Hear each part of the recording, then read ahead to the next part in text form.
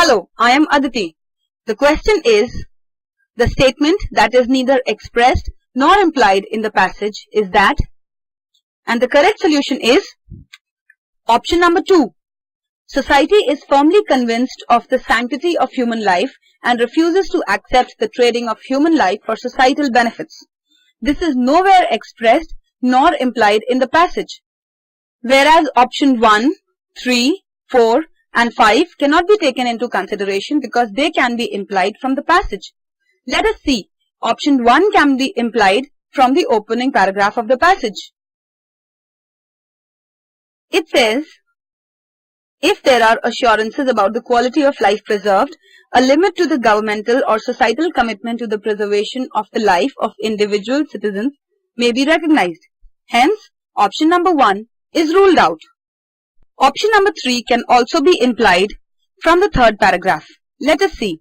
It says, a public policy decision to place limits on governmental support of health measures might then be tantamount to a decision to deprive individuals of life, and the process of decision making in the area of healthcare would have to be recognized for the profound and distressing problem that it is.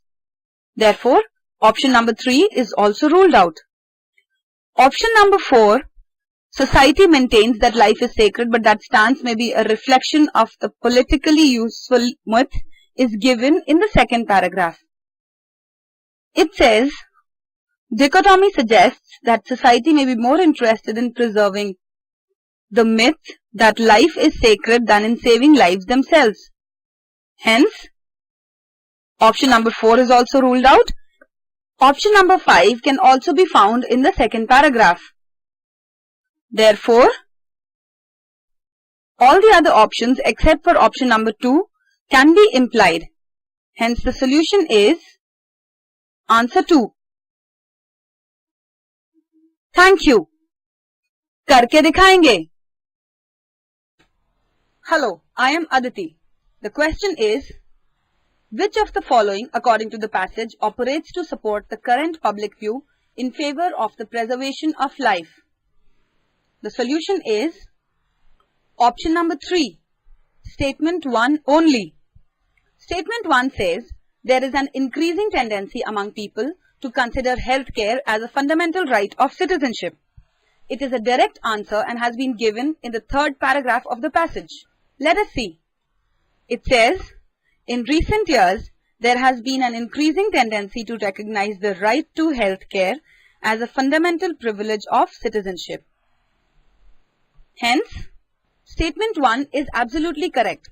Statement 2, the public has come to realize that governmental concern for the sanctity of life may be only a myth perpetuated by politicians, is irrelevant.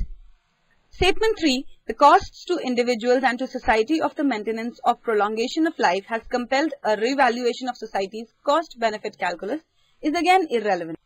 Hence, when both these statements are irrelevant, option number 1, 2, 4 and 5 do not stand a chance because they contain option number 2 or 3, both or one of them.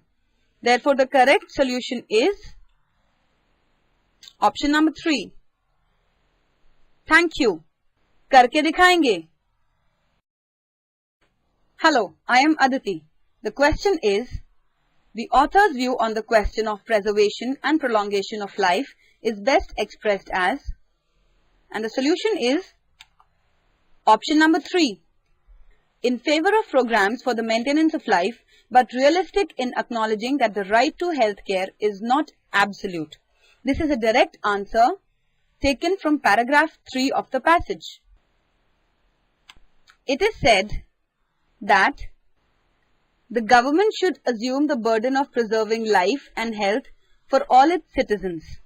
But it is also mentioned that health care is right, at least to the extent of explicitly, though painfully, acknowledging that like other rights, it is not absolute. Hence, the correct answer would be option number 3. Option number 1, 2, 4 and 5 are absolutely irrelevant in this context. Therefore, the correct solution is option number 3. Thank you. करके दिखाएंगे. Hello, I am Aditi. The question is, the author implies that governmental support of health measures, and the correct solution is option number 3, is useful because it is essential for citizens to believe that the government is responsible for the preservation of life and health of all its citizens. This is a direct answer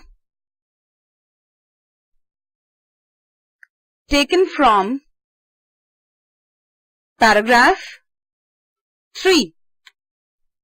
Let us see.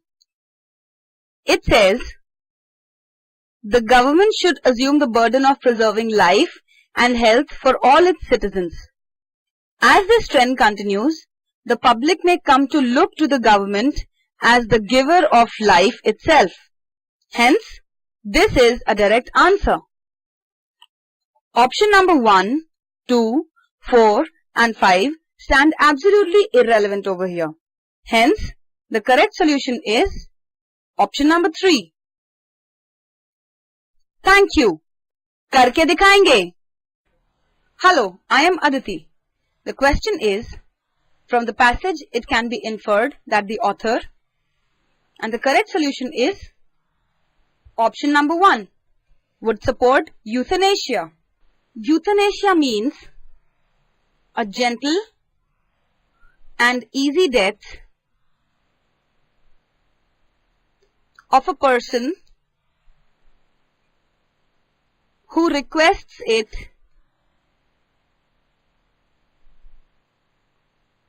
because he is suffering from an incurable disease.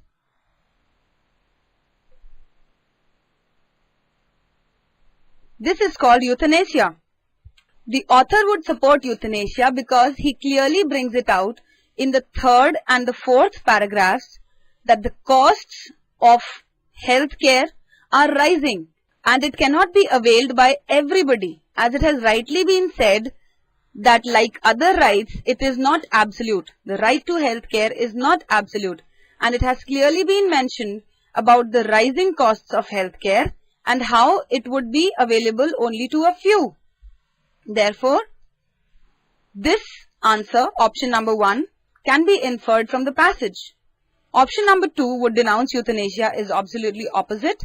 Option number 3 is neutral towards euthanasia is again not relevant because he has clearly cut out the costs.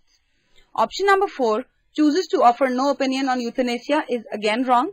And option 5 is ambivalent on the issue of euthanasia is incorrect. Hence, the correct solution is option number 1.